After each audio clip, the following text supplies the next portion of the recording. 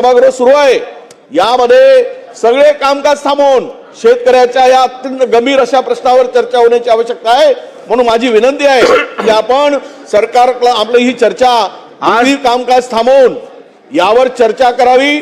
शेतकऱ्याला भरीव मदत मिळाली पाहिजे, ही सत्य सरकारची भूमिका स्पष्ट करावी अशी माझी आपल्याला विनंती आहे।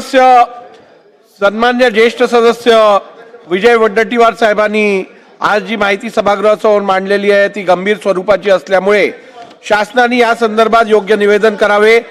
आज प्राप्त झालेल्या सर्व स्थगन प्रस्तावांच्या सूचनांना मी दालनात अनुमती नाकारलेली आहे। मुंडे साहेब, आपण सत्तारूढ पक्षाचे सदस्य असल्यामुळे स्थगन प्रस्तावावर आपण बोलणं उचित होणार नाही। मग पूर्ण होऊ दे, त्यानंतर बोला ना, पूर्ण होऊ दे।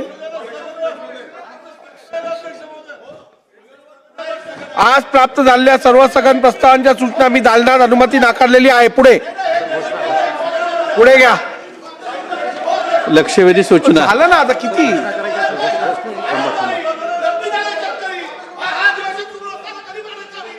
चला अध्यक्ष महाराज स्थगनवर बोलत नाही, पॉइंट ऑफ इन्फॉर्मेशन आहे। अध्यक्ष महाराज, अध्यक्ष महाराज, अध्यक्ष महाराज, पॉइंट ऑफ इन्फॉर्मेशन आहे। तुमचं चालू द्या ना।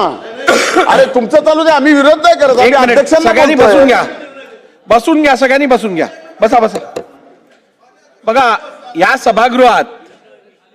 सभागृहात अलीकडच्या काळात ज्याला मर्जी होते तो उठून बोलायला बघतोय।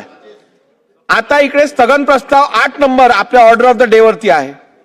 नियमाप्रमाणे मी 8 नंबर चालू केलं, स्थगन प्रस्ताव चालू आहे। प्रत्येक जण उठून मध्ये point of information.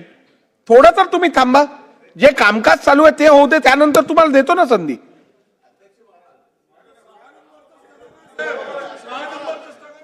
Nitin Raut साहेब एक मिनिट, वडेट्टीवार साहेब एक मिनिट।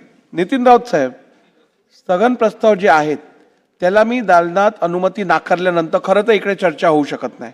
तरीही अपवादात्मक अत्यंत महत्वाचा विषय शेतकऱ्यांचा असल्यामुळे मी वडेट्टीवार साहेबांना संधी दिली। त्यानंतर जर प्रत्येक जण, मग मी दिलेल्या रुलिंगला अर्थ काय? मी नाकारणार आणि तुम्ही प्रत्येक विषयावर बोलत राहणार? असं नाही चालणार, असं नाही चालणार। बोला। या 57 पण मी नोटीस दिली। खरं म्हणजे